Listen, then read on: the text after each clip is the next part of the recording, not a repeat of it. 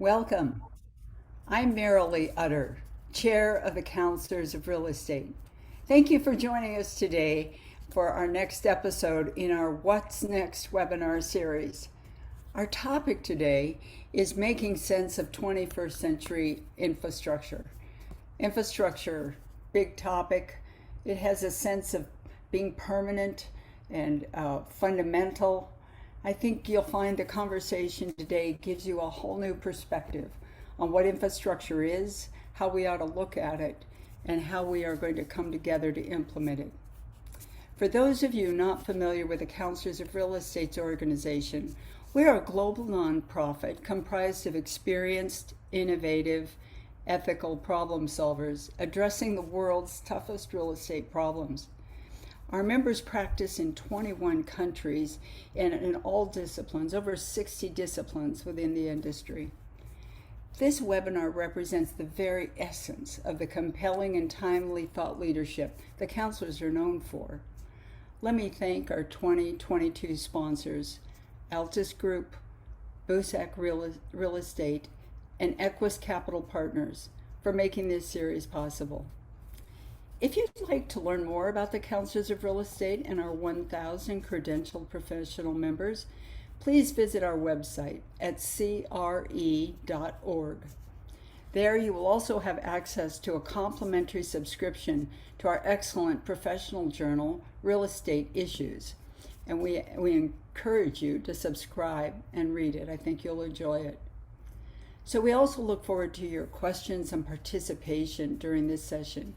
So please use that Q&A feature on your screen, and we'll try to get to all of them if we have the time. So let's get right to it. And it's my pleasure to introduce your moderator today, Korin Crawford, CRE.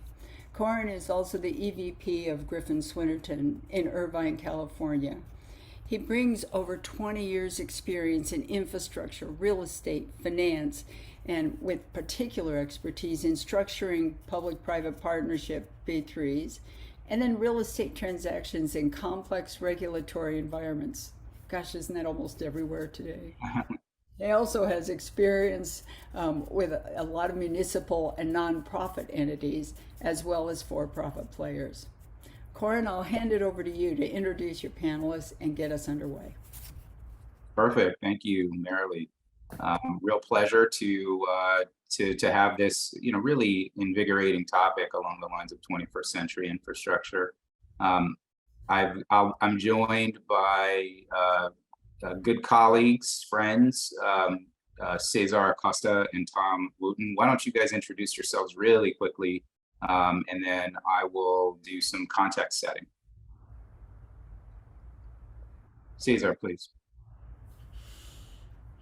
Thanks, Korin. Hi, I'm Cesar Acosta. I'm a captain in the United States Coast Guard. Been in engineering most of my adult life, so have done everything from cost estimating, design, energy retrofits, all the way to new construction, new infrastructure, private partner ventureships for recapitalizing a lot of our infrastructure. So glad to be here. I've been all over the United States too, so seen everything from Alaska to Florida. So would love to see lots of questions, and hopefully we can answer those for you. I'll hand it over to Tom. Tom. Cesar, thank you. Korin, thank you. Great to be with you all today. I'm Tom Wootten. For 3 decades, I've worked as an advisor to municipalities, investors, developers, family offices, and global multinationals on real estate and infrastructure issues, helping make decisions on large, complex decisions around the world. Most recently, I worked as head of global real estate planning for Google. Like Cesar and Korin, I've had the opportunity to work with large corporations, municipalities, really understanding all sides of real estate from concept through execution. Great to be with you today. Great. So in terms of context setting, I'm going to go ahead and share my screen and really set the stage for this conversation around 21st century infrastructure. I love this quote, credited to Winston Churchill: "First we shape our buildings, thereafter they shape us." I find it just to be a really purposeful statement around how we as practitioners engage in the built environment and why we do what we do. And the truth is, this same question, the same statement, the same quote can be applied to more than just buildings, infrastructure, cities, the built environment, things at a scale larger than a building. But the truth is, we get to play in an arena where we're shaping where our lives play out. And infrastructure is really critical to that. And how we do it is helping us put a stamp on how we operate as a society. And it's increasingly connected on a global basis. And so it's, again, critical to think along these lines. So what is infrastructure? When you first are, many people, when they think about infrastructure, these sorts of images are the things that get conjured up. And for an audience of real estate practitioners, I think it's really interesting for us to take a step back and think about what it is fundamentally. So from a definition standpoint, there are tons of definitions that are generally out there. Some might argue that even the definitions need upgrading, but infrastructure from a definition standpoint, and again, the imagery that's associated with it is really interesting, really evocative to think about. But it's, as one definition would call it, the basic physical and organizational structures and facilities needed for the operation of a society or enterprise. In a lot of ways, we talk about infrastructure as the foundation or the building blocks upon which society is built. And we know that when infrastructure leaps forward, the whole world changes.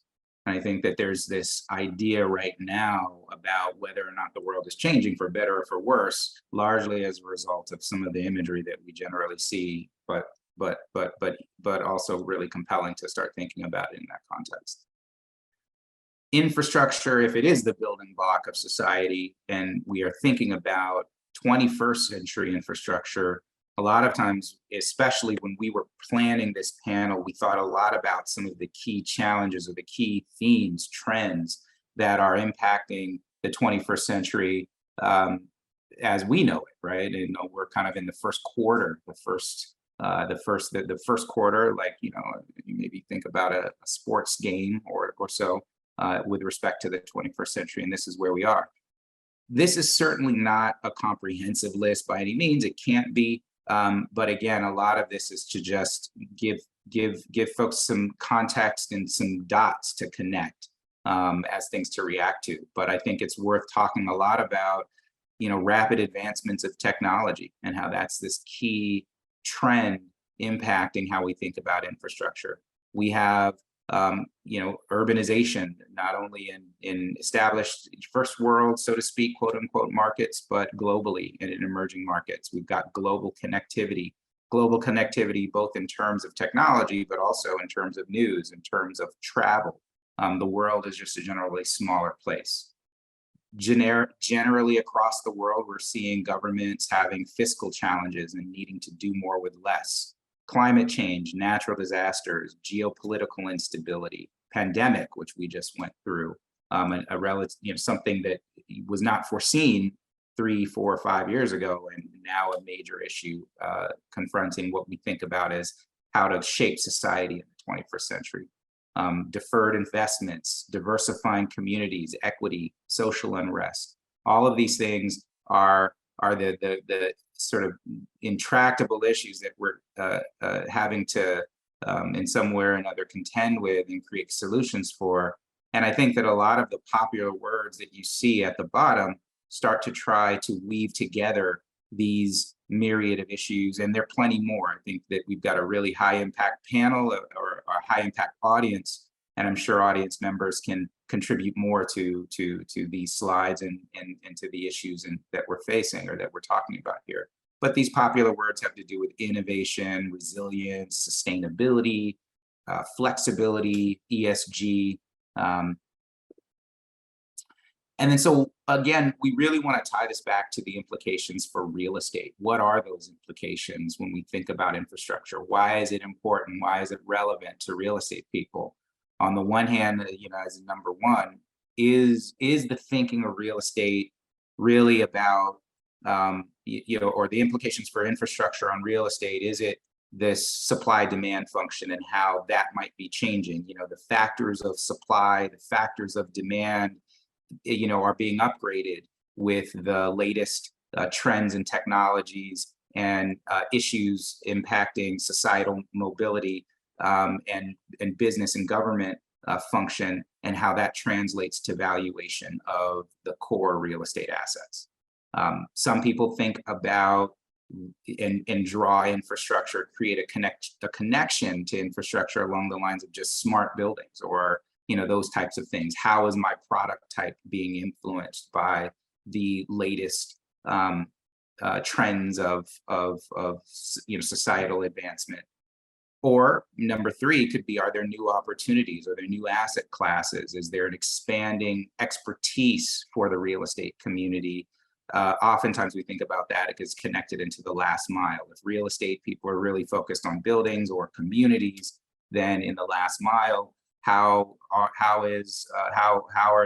the types of asset classes that you're investing in changing? And there could be more implications for real estate. And I'm just really curious to know what the audience thinks about infrastructure and how it relates to infrastructure. What's in it for you?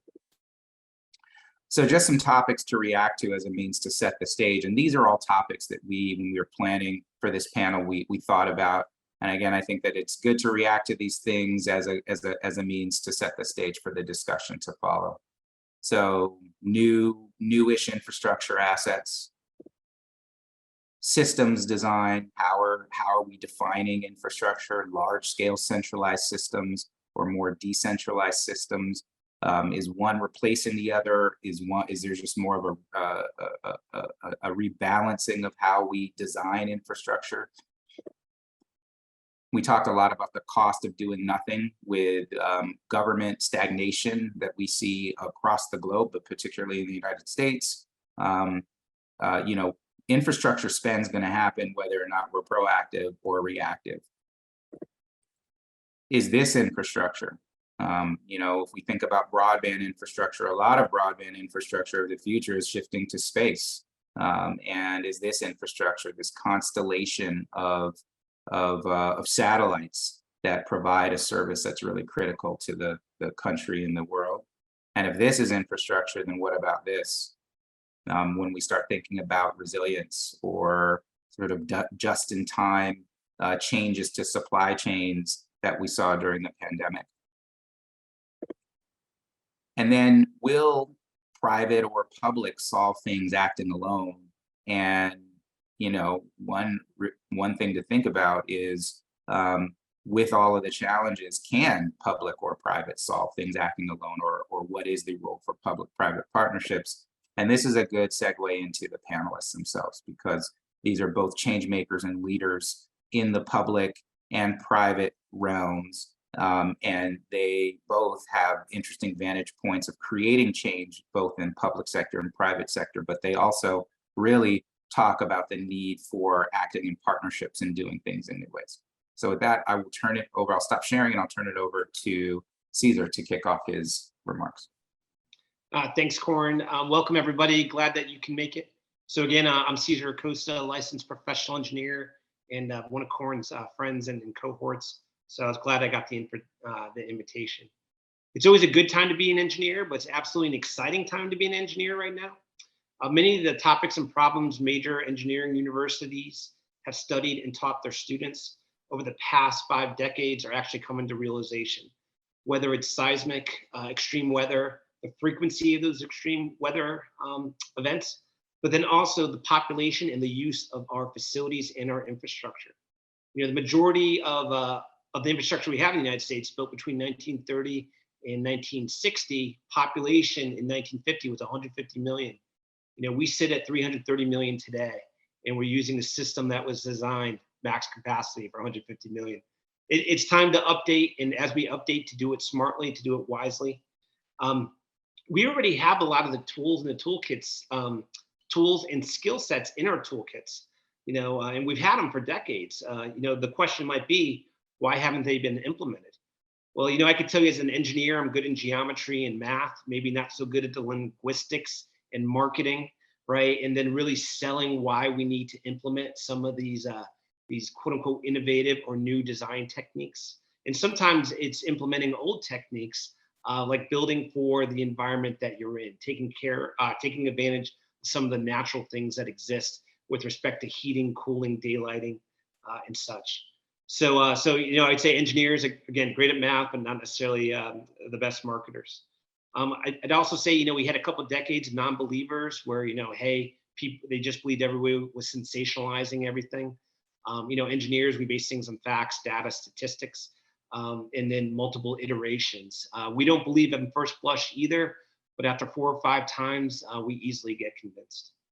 I think also sometimes when we're dealing with our customers, and program managers who are investing, it might be too expensive. It might not result in the ROI that you want or the cap rate.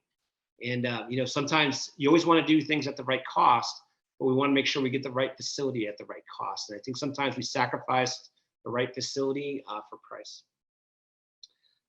The perception of need, we always talk about desirements and requirements from an engineering perspective, and they're two totally different things.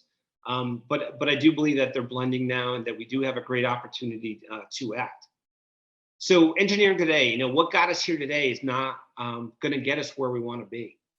And we've definitely evolved. And I'll talk about a couple things that I've seen, firsthand over the past couple of decades.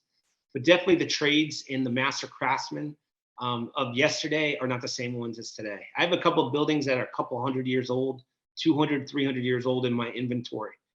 Very, very difficult to get a stonemason that can actually do carving. And today what they're getting is they're getting some limestone, pure block. They have a CAD machine with some lasers, and they're etching. So a little bit different, but still not the same artistic ability that existed in the past. On the other side of the example is my HVAC technician. 20, 30 years ago, somebody can go to a tech school and pretty much know everything that there is to know about the machinery that provides us our heating, our cooling, and our ventilation. Today's HVAC tech is part electrical engineer, part mechanical engineer, part system tradesman, and I can tell you, even though my Davis-Bacon wage rates dictate what I should be paying, and that HVAC tech is $30 to $50 an hour, I can tell you I'm paying $150 to $250 an hour to get someone that knows that complicated system and how all of the systems integrate into one to give us what we consider a healthy climate and environment inside our buildings. We definitely can't build what we built 100 years ago where we built it, right? Engineering, you take your soils class, first day, first lesson, never build in the floodplain, right? What we're seeing on the news and experiencing, through all our portfolios is, maybe we did encroach a little too closely to some of those safety boundaries that we shouldn't have. My first day of ocean engineering class is you never build within 300 yards of the shoreline, and you absolutely do not take out the first, second, or third row of dunes, right? And those dunes are Mother Nature's way of having a soil reserve for when a major storm comes in. Yes, erosion will occur, but it also erodes those dunes, which will backfill the beach. So a lot of the problems that we're experiencing on the coastline, and specifically with us, the Coast Guard, we're right on the water, but sometimes we're too close on the water, right? We should take into account some of these major weather events that are affecting us. Codes have changed over the past 100 years, and absolutely for the better. I could think even 50 years ago how many nails I would put in a roof to survive a Cat 1 hurricane. Well, that's now tripled, if not quadrupled, right? But we want to make sure that our infrastructure is resilient. And we'll talk a little bit more about that in a couple minutes. So what's also great over the past couple of decades is just the ability to model what's going to happen and what is happening. So we can actually build a building and test it through extreme weather events in every season and every temperature to see how it's going to react. So I think that's fantastic where we can show customers, this is what you get, this is what your building is going to look like in the middle of winter. And this is how much energy you're going to consume in the worst, the coldest day of the winter or the hottest day of the summer. So I think that's fantastic and is a tool that we can use to build smarter. With that, and I talked about it once before, is we want to make sure that we're building the right structure, and we don't want to sacrifice the right structure for right now. So I know a lot of times it does come down to price, but I do believe that we can build what we need to build with minimal costs. Now, I know there's some executive orders that are out for us in the government. They're unfunded mandates, but we will meet those objectives, and we have a strategy to meet those objectives. So we do believe it can happen with minimal cost. It's just implementing what's already been, from a technology standpoint, designed and implemented, and then just bringing in the right systems at the right place at the right time. I do believe, for me as a government entity, but for everybody on the line, we do have the power to send strong signals to get everybody on board with what we need to do to be where we want to be. Next slide, please. So I have about 500 engineers that work for me, and I've got about a $1.5 billion per year portfolio for new construction and also for major maintenance. So as I'm directing my engineers across the entire continental United States and its territories, part of our strategy is focusing on these four aspects right now. And I'm going to say them twice because I think they're important: resiliency, sustainability, flexibility, and livability. So again, resiliency, sustainability, flexibility, and livability. Now, for the first two definitions, it really took us a long time to carve out and define these. And I think if you ask 100 people, you'd get 100 different answers of what both resiliency and sustainability means. But I can tell you what it means for us, right?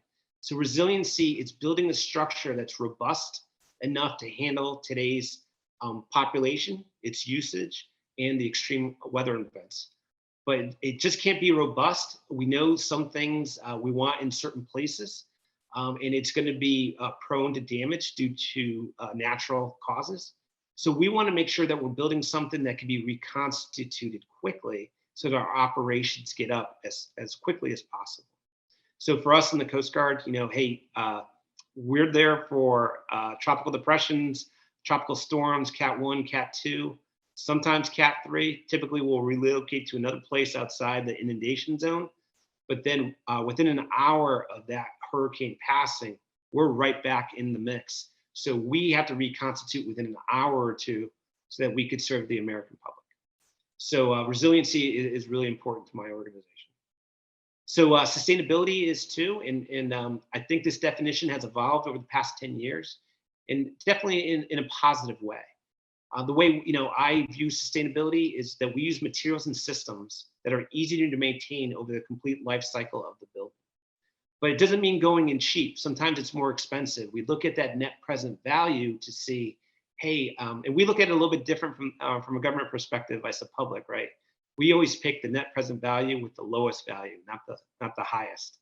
And that's because we take into account all our maintenance, but we don't do anything for a profit.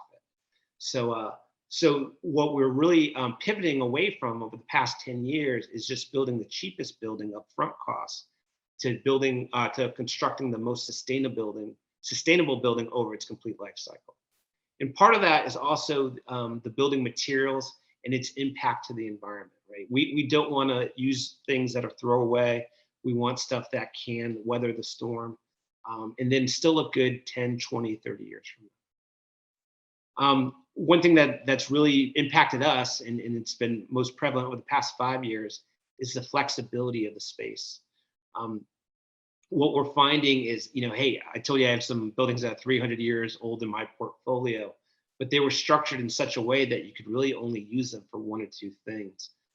As we're building new and constructing new, we're trying to make those spaces more flexible so that if a division or a new office needs to stand up in a certain geographic location, they can. If we need to change from office space, Class A, to berthing, we could do that as well. Not that easy, but we can design it in such a way where it's easily modifiable or flexible for multiple uses over multiple generations. COVID definitely threw us for a curveball. I think many people now teleworking, but those people that do come in, we want to be able to provide a touchdown station for those that are remote working, because there's still a strong desire to network. to socialize. So, our footprints are changing and becoming more sophisticated. The last I would say is we're really focusing on livability. And I don't want to point a finger at Gen Z or next gen, but so many people spend so many hours at work. They probably spend more hours at work than they do with their friends or with their family. So it is a big part of their identity, but they want to be in a space that they're proud of. And then it feels very welcoming that since they're going to be spending 10 or 12 hours in that space, that it feels very natural to be in there, not forced. So we are really focusing on that as well as we're building out our portfolio. Next slide, please. So here's just a quick example of what worked in the 20th century, which doesn't work in the 21st. So this is one of our facilities in Woods Hole, Massachusetts. And we just finished construction on it about 6 months ago.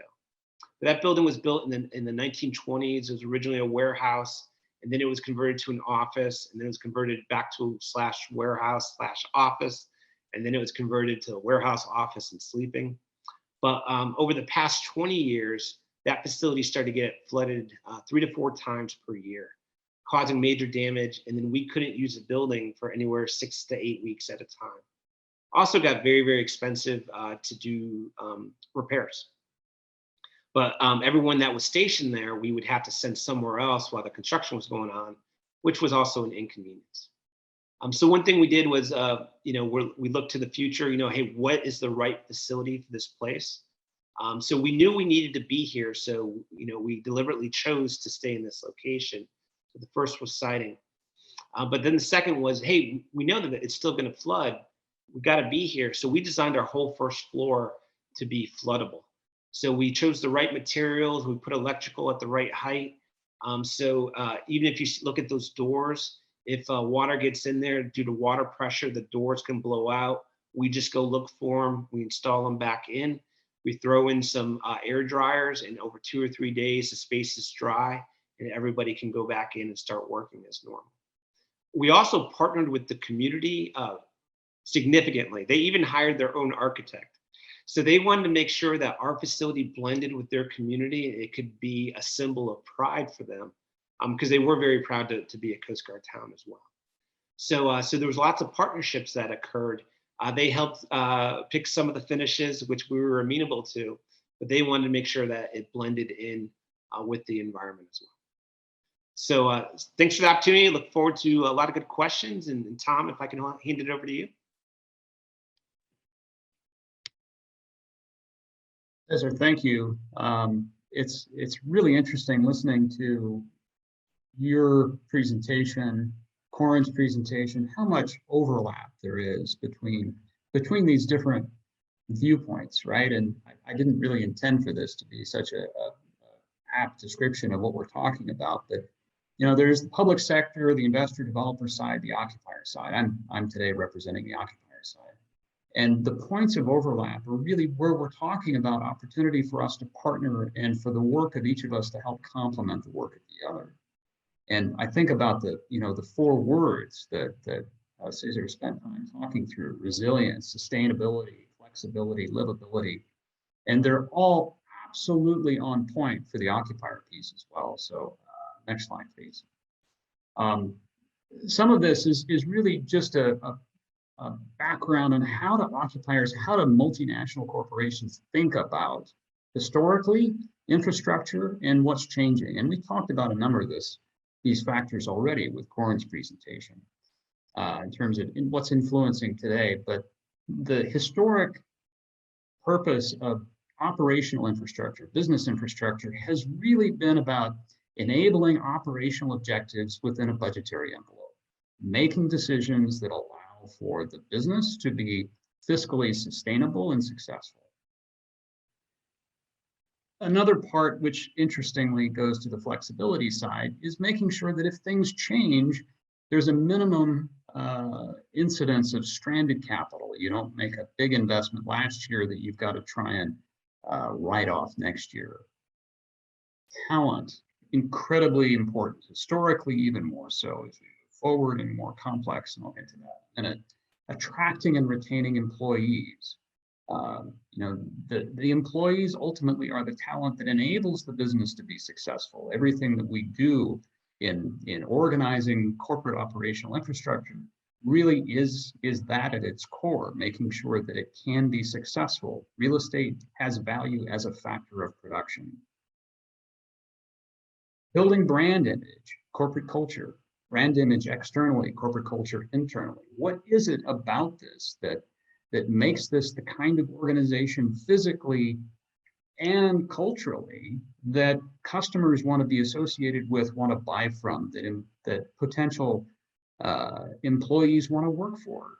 What is it that creates the uniqueness about these companies that provides enduring value, that creates the sense of purpose, that's more than just about profit? It's about company, it's about culture. Business continuity risk is something I think that, over the course of my 3 decades in corporate real estate has always been there. It's been more theoretical, to be honest, than I think a practical application. It's, what happens if? It's been more, I think, the domain of critical infrastructure facilities like data centers, who actually need the hardening of the infrastructure in order to be able to withstand things like the unexpected power failure. And of course, power failures seem to be becoming more expected than they used to be. So this whole idea of mitigating business continuity risk has always been there. I think it's rising, and we'll talk about that. DEI, creating the diversity, the equitable, the inclusive corporation that enables you to grow and to thrive, to have the diversity of understanding and perspective that enables your business to start seeing around corners, to attract new customers, to grow throughout different cultures and environments and countries. Strengthening community connections has always been important, and resilience has always been important. Now, the external influencers, these are issues that have been superimposed upon this historic infrastructure. Pandemic, as Korin walked us through. The weather events. We've got, right now, this very week, we have heat waves across the Northern Hemisphere, North America, Europe, Central Asia. We've got geopolitical turmoil. There's a war that is just literally in the European continent. And that is, the very presence of that is a reminder of the fragility of our way of life and the interconnectedness that we now have and have become really, as a business world, have come to expect. Political polarization is not just the province of the United States. It's really something we're seeing in many countries right now. Social unrest often follows out of political polarization. No surprise. In many places, we are experiencing low unemployment, generationally high inflation, which is partly related to that low unemployment. Rising interest rates and debt rates. We have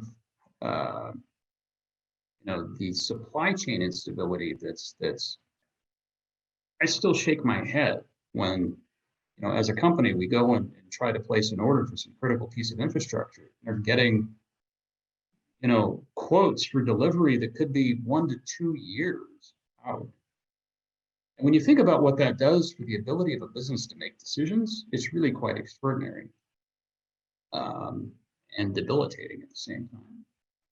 Commute times, transit accessibility, even becoming more of an issue. The last 2 years of the pandemic, I think, if nothing else, has awakened people to the fact that maybe they've been spending too much time in transit, too much time in their car, too much time in the subway, that they have a choice. This is causing things to change in ways that were really, frankly, unanticipated. Housing affordability is a major crisis.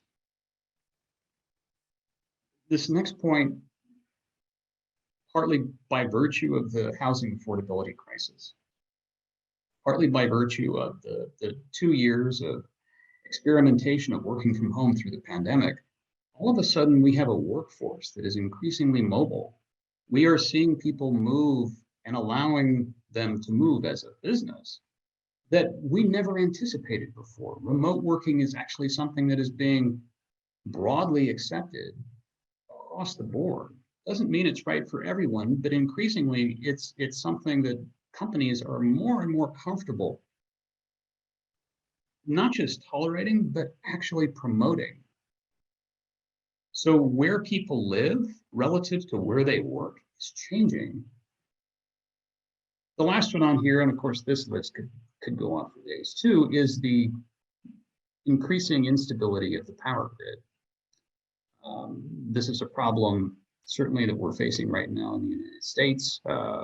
We are facing it in a number of countries around the world. But it's causing businesses to think differently about how they need to organize themselves in order to make sure that they actually offer up the resilience that's needed for them to continue their business operation. Next slide.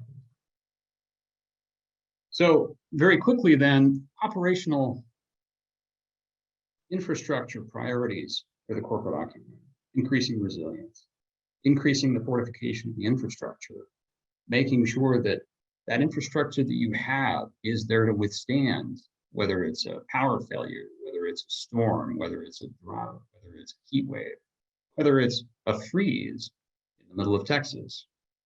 Increasing security, both physical security and data security. Focusing on employee wellness. The one thing absolutely poignantly understood for the last couple of years is the importance of making sure that your people are happy and healthy and taken care of. Increasing focus on hybrid workplace. I don't know that anyone really knows what that means yet, but we all seem to understand that the whole workplace organization needs to change. The uses need to evolve over time. The frequency with which people come into the office is changing. The duration, how long they stay in the office is changing. What they do in the office when they're there is changing, has changed, which leads to a fundamentally different potential workplace purpose. Going back to one of the things that Cesar said, it's making sure that that workplace is flexible to be able to accommodate different purposes on different days for different people doing different things. Increasing acceptance of working from anywhere. That means much less predictability about where people are and where they're coming into the office. Historically, it may have been Mountain View, California. Next week, it might be Boise, Idaho, or New Delhi. And the company needs to be able to adopt that. And that says a lot about the need for technological infrastructure. Flexibility, being flexible in the physical workspace, being flexible in the technology workspace.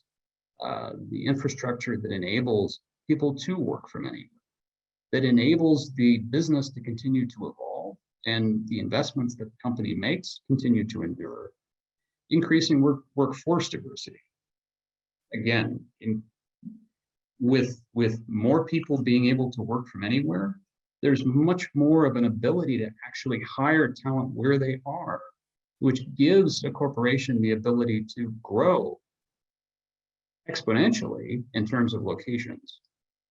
And the last is concierge level service. Increasingly, employees don't need to come into the office. So when they come into the office, we want to create an environment where they'll want to come back. And this is much more about focused service and making sure people are welcome and that it's creating an environment that does make them want to come back when increasingly they have a choice not to. So what that does is actually produce a significantly increased likelihood of physical and locational obsolescence of office buildings around the world. So what does this mean for the public sector? Zoning and land use likely need to change. We need to proactively engage redevelopment of functionally obsolete properties, retail, office, use conversions. Think about where it makes sense, how we can enable repositioning and conversion. This drives toward the sustainability that Cesar talked about. So it's making these decisions from a policy standpoint that enable more enduring uses, even as those uses continue to evolve over time. Taxes. Korin talked about the supply and demand equation changing, which I believe it is. I think the demand is going down. As demand goes down, vacancy increases, rents fall, values fall. There's going to be a tax problem coming that unfortunately impacts the viability of some of the funding for this public infrastructure, and need to prepare for that. Transportation. Land uses are changing, where people are working, where people are living, how people are communicating, how people are transiting. All of this is changing. The worker mobility is discussed. We need to be able to really anticipate this workforce migration, not just within a community, but between communities. Technology, utility grid, all of these need to be invested in ways that are much broader than we've seen before. Investors, developers need to lean into this. It requires actively managing portfolios that haven't perhaps needed that as much historically. Much more focus on mixed use, live, work, play, coming together, wellness, flexibility, adaptability of the workplace, all of the spaces that are being, and uses, embracing uses evolving throughout the day and night. And I love this. It's just as Cesar said, it's not just sustainable being green, but it's resilient. It allows uses to be sustainable over a longer period of time, resilient to changing uses over time. So the last that I'll leave you with is this notion of perhaps what we really need to focus on is the workplace being more Disneyland than a Marriott. So less about brand consistency, always finding a hotel room, always knowing it has quality, or in the case of a workplace, predictable office workstation and meeting rooms. And instead a Disneyland where it can actually be a different purpose for different people on different days. One week it might be a team coming together to meet. Another day it may be workers coming in to find quiet places to work. And all of those are actually part of it. So with that, look forward to the rest of our discussion. Thank you. Thank you both. Really intriguing, interesting perspectives brought to light. And, I wanted to start off with just some high-level discussion topics and questions for you, and then we encourage participants to add questions to the Q&A section. I see a couple questions coming in, but each of you talked a little bit about investment decision making, right, and what those sort of new investments ultimately look like. We talked about life cycle costs. We talked about business continuity, the concern for stranded assets, which obviously impacts, decision making along the lines of really, upfront capital decisions in favor of capital decisions that are more, that might not have a useful life of 30, 40, 50 years. On the other end, Cesar talked a little bit about how their long-term decision making equates to having assets and investments that last, that are more adaptable to changes. So one thing I think a lot about is this conversation with respect to infrastructure as sort of adaptation, versus versus new investment, right? Like the investment in existing facilities and upgrades to existing facilities versus new capital decision making. Where do you see that playing out, both at the infrastructure level, right, and at the property level? Whoever wants to chime in first. Tom, you want to go first? Sure. So I'll start at the property level, and I think the answer there is it depends. I think increasingly we may find ourselves with buildings that are functioning as require significant investment. there needs to be a really thoughtful, I think, analysis about whether those buildings can be repurposed in a way that delivers the kind of financial returns that are necessary in order to justify the investment. Now, I think it's also true that the public sector can help with this equation, that there is the opportunity for public-private partnership when we're talking about rethinking and reinvestment on a larger scale. Regional mall, let's say, lives. There's the opportunity for public-private partnership to go in and actually harness that change to be able to cover part of the cost equation, right? If it's a single suburban office building, it becomes increasingly harder to do. From an infrastructure standpoint, I think that the cost, it's simply cost prohibitive to think about, fundamentally changing out all of our infrastructure. I think we need to think about improvements to that in an incremental way. So I think the equation becomes different. We have to really be thinking about how we can build upon what we have and enhance what we have. And in some ways, that may be a technology leapfrog. Korin, going back to your view on the satellite infrastructure around the world. Part of that is actually a way to get around the expense of ground-based cellular connections, 5G, and even wireline connections, for providing the sort of communication infrastructure. And when we think about certain parts of the world, like Africa, that don't actually have that existing embedded infrastructure, the opportunity to start over with something new that's enables truly comprehensive structuring and communication and connectivity is transformational. And it helps everyone else. Cesar? Lots of notes here. So lots of influences too. So me being public, we partner with a lot of municipalities, mayors, senators, congressmen, and they have a vested interest in us being in a certain location, whether it's from a jobs perspective or a response to an environmental or because one of the Coast Guard missions is environmental response or compliance. So, like near oil rigs, stuff like that, or even search and rescue. So, so we look at it from a couple of different lenses. My first lens is like right now we're trying to focus on, I want to be able to maintain from a fiscal standpoint and from a maintenance standpoint, everything that's in my portfolio. And right now I'm telling you, I can't, right? And part of it's because the buildings are old.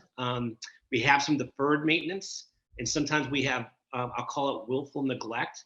I'm still looking for a more polished term on that, but sometimes we choose not to invest in a certain building knowing that it's not that important or it isn't used that frequently, or we don't necessarily want to be in that location.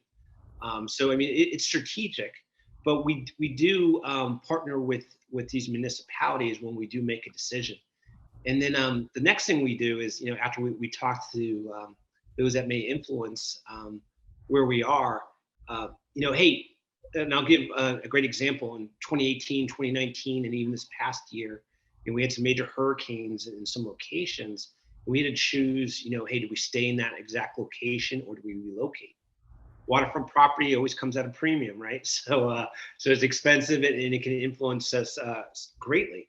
But what we may do is choose, hey, this building needs to be resilient. It wasn't resilient for this storm, so we are going to make the capital investment to make sure it is resilient. Or we may say, hey, this location gets hit so frequently, we may go somewhere else to build that very resilient structure.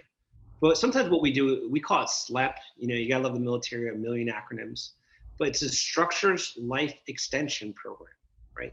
So if that building life is supposed to be 65 years, we may budget in year 32, 33 to go in, completely gut the building, and then make it more resilient, make it more sustainable, and make it more flexible. So sometimes it's dictated to us, that we're going to do that, but a lot of times we try to influence it, and we try to study it, our entire portfolio, to see where those investments do make sense. You know, I think a lot of times people think the government may be flush with cash. You know, appropriators give us the money, but they direct us how to use that money too. And we want to use it as wisely for the taxpayer as we possibly can. So, so not always easy, but always intentional and deliberate. You know, I'd like to ask a question.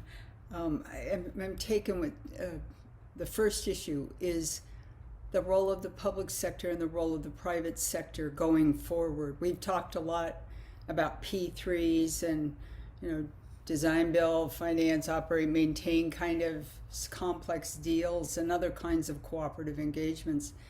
But given the deficit of infrastructure of all these kinds in our country and in our world, I'm wondering if there isn't more that each sector can do in a different way. And Tom, I'm looking at you a lot about the private sector, you know, saying, gee, you're generating these jobs, you're generating a lot of wealth, and can private companies be also thinking about housing? Can they also be thinking about transportation? But obviously you don't want to be dumb about it. You want to do it in a cooperative way, so maybe there's a way to use public resources or feed that. And similarly for the public sector, looking at the private sector, saying there's things we can do to help you. Are there new models on those public-private partnerships? Marilee, it's a great question. As I'm, you know, here in the Bay Area, what's interesting is that there are a number of companies that have made significant investment in affordable housing, in housing, understanding that housing is actually one of the biggest challenges for talent coming into the Bay Area. So Google, many others are literally investing, you know, hundreds of millions, if not billions of dollars into housing to address that very issue. So it does make sense in certain locations, and it's being done. Transportation, similarly, there are a large, maybe not a large number, but certainly a surprising number of companies in the Bay Area who run their own transit programs in order to reduce the number of vehicles on the road, because frankly, transportation congestion is a major issue. Historically, we're still trying to figure out what the work patterns are right now. And as a result, you know, traffic in the Bay Area is much less predictable, I think, than it used to be, which makes it harder. But still, number of corporations are running their own bus fleets, in some cases that are larger than some major municipalities, which is pretty extraordinary and great, but it doesn't solve the overall problem. The other challenge that we have, of course, is with that sort of an infrastructure investment in transportation, if the workforce is not coming in as predictably as it did, it's harder for that to be itself a sustainable program. So trying to understand the rebalancing of how are people coming into the office, how long, and with what sort of frequency is a major issue that needs to be solved, and frankly will not be solved for some period of time, as there's just this interesting time of experimentation now, while people and companies themselves are exploring what this flexibility really means. But getting past the immediate disruptions, God willing, we get past the immediate disruptions. Long term, I mean, now we have private sector people launching satellites that are communication satellites, right? And they're making money on it. Building and buying housing for workers is a good investment. Maybe the way you think about it is, are there opportunities for the private sector to have a yield, even if it's not top dollar or your main line of business, but have a yield? Transportation is always subsidized, so that's a tougher one, right? That's a business of numbers, and you know, there's economies of scale and so on. but other ways they can participate. I, I see the infrastructure deficit, and it always seems to fall to the public sector, and we're getting further and further behind, and especially as we up our expectations. So I'm hopeful the private sector starts feeling the pain enough that they jump in.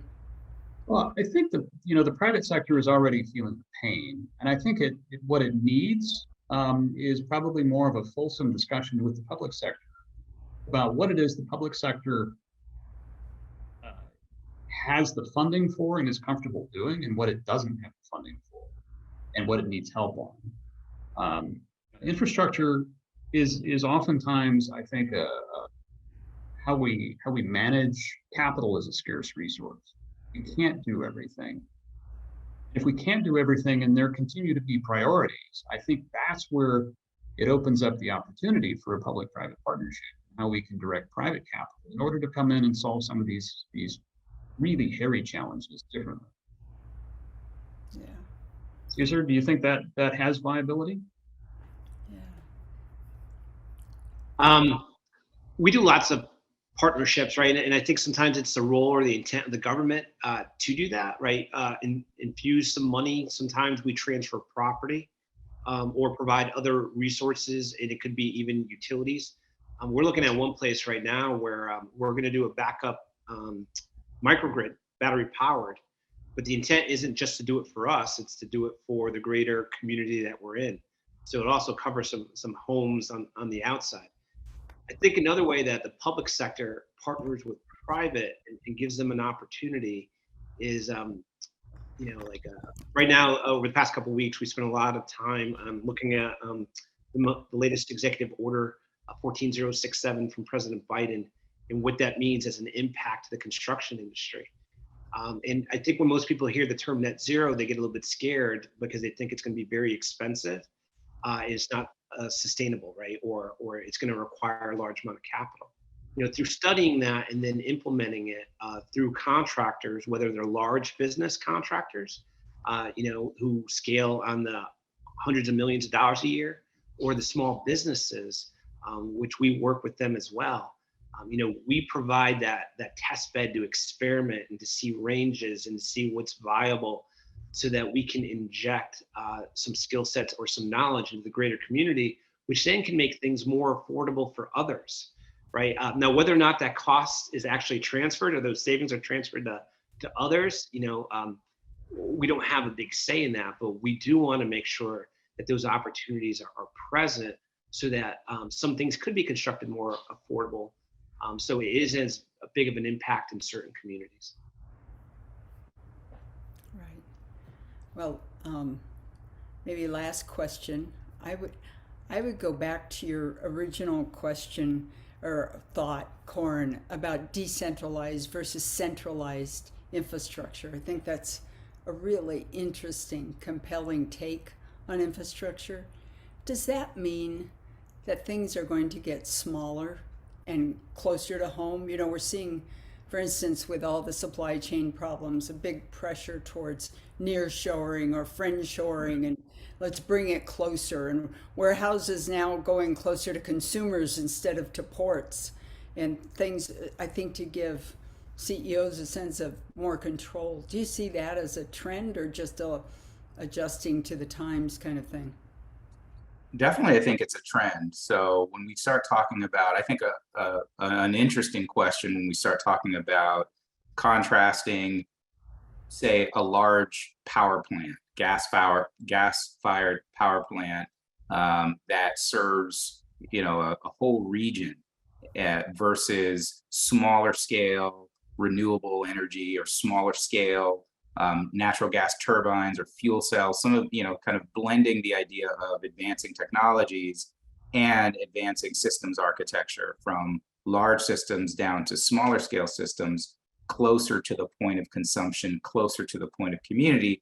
It starts to ask the question, is there room for the real estate community to play a role in non-traditional real estate asset investment? Because at the end of the day, all of your assets are going to be influenced by access to power, and the way in which that power is procured, access to transportation, thinking about things more along the lines of a hub and spoke type of establishment or architecture, whether that be for offices or whether that be for procurement of natural resources and transportation. So I think that that's an interesting opportunity that's out there. And then the question is going to be a scale question.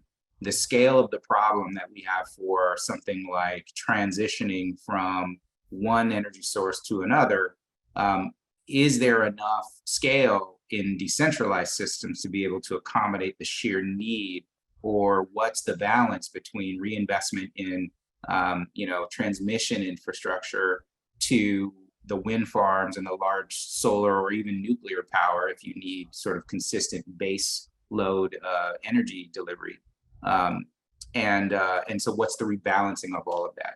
It's something that's playing out over time, and I think that it's something that certainly the real estate community has a say in. The real estate community, rather than the infrastructure community, we're experts at the built environment. We're experts at town centers. We're experts at sort of transportation corridors, whether we're talking about industrial or commercial or residential assets or retail assets.